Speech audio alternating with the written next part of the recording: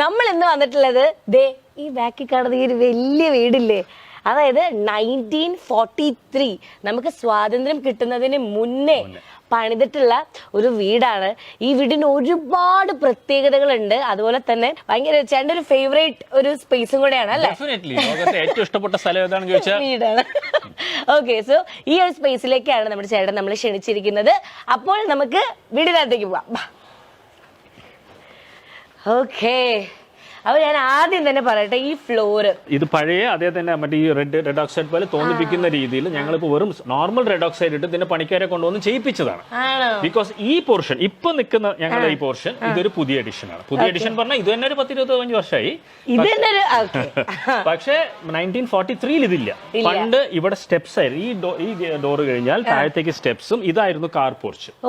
ഇവിടെയായിരുന്നു കാർ നിർത്തുണ്ടായിരുന്നു. നമ്മളെല്ലാവരും വൈകുന്നേരമൊക്കെ ആയി കഴിഞ്ഞാൽ ചിലപ്പോൾ സ്റ്റെപ്പിലൊക്കെ വന്നിരിക്കും. ഇവിടെയാണ് ഇരിക്കേണ്ടായിരുന്നു. പക്ഷെ അതിനെ പിന്നീട് ഡോർ അങ്ങോട്ടേക്ക് ആക്കിയപ്പോ ഇതിനൊരു സിറ്റ് ഔട്ട് ആയിട്ട് കൺവേർട്ട് ചെയ്തു.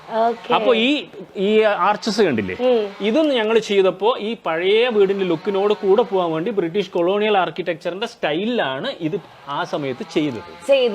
ഇത് ആക്ച്വലി ഇതും ചെയ്തിട്ടൊരു 15 years, മോർ ദാൻ 15 years, 20 ഞാൻ പറഞ്ഞില്ലേ 20-25 years. അത്ര ഇയേഴ്സ് ആയി. ചേട്ടൻ പറയാ ഞാനിവിടെ ത്രില്ലടിച്ചിരിക്കണേ. ആക്ച്വലി വീടിന്റെ അകത്തൊക്കെ ഞാനൊന്ന് കയറി നോക്കിയായിരുന്നു കേട്ടോ.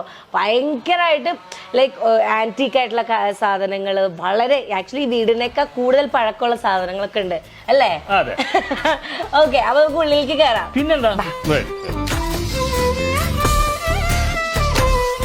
ഞാൻ ഈ പറഞ്ഞ പോലെ തന്നെ ഇവിടെ ഒരുപാട് പഴക്കമുള്ള സാധനങ്ങൾ ഉണ്ടെങ്കിലും ഞങ്ങൾ എന്ത് ചൂസ് ചെയ്യുമ്പോഴും ഈ പഴക്കം തോന്നിപ്പിക്കുന്ന സാധനങ്ങൾ വെച്ചിട്ടാണ് എല്ലാം ചെയ്തിരിക്കുന്നത്. റിനോവേറ്റ് ചെയ്യുമ്പോൾ ഇത് 3 പ്രാവശ്യം റിനോവേറ്റ് ചെയ്ത വീടാണ്. അപ്പൊ 3 പ്രാവശ്യം റിനോവേറ്റ് ചെയ്തപ്പോഴും നമ്മൾ ആ പഴമ നിലനിർത്തിക്കൊണ്ട് തന്നെയാണ് ചെയ്തിരിക്കുന്നത്. റിനോവേറ്റ് എന്ന് പറഞ്ഞാൽ വീട് മൊത്തം മാറ്റി മറക്കുകയല്ല ചെയ്തിരിക്കുന്നത്. ഈ പഴയ വീടായതുകൊണ്ട് പണ്ട് ഇവിടെയൊക്കെ വുഡൻ ബീംസ് ആയിരുന്നു. അപ്പൊ അതിൽ ചെതറി പിടിക്കുന്ന പ്രോബ്ലം ഉണ്ടായിരുന്നു. ബിക്കോസ് ഈ വീട് കെട്ടുന്നത് 2ാം ലോക മഹായുദ്ധ സമയത്താണ്. അറിയാമോ, 1943 എന്നൊക്കെ പറയുമ്പോൾ ആ സമയമാണ്.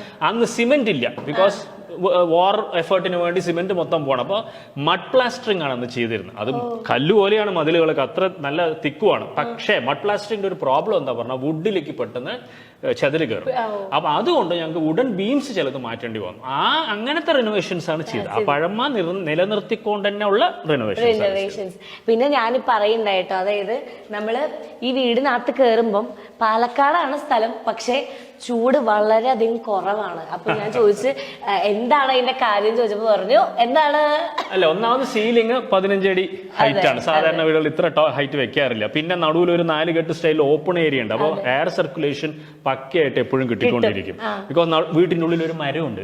അപ്പോൾ ഇങ്ങനെയുള്ള കാര്യങ്ങളെല്ലാം ഉള്ളതുകൊണ്ട് പിന്നെ മുകളിൽ ടെറസ് ആണെങ്കിൽ അതിന്റെ മുകളിലേക്ക് അത് ഇപ്പോഴത്തെ മോഡേൺ ടൈപ്പിൽ ഒരു കവറിങ് ചെയ്ത് വെച്ചിട്ടുണ്ട്.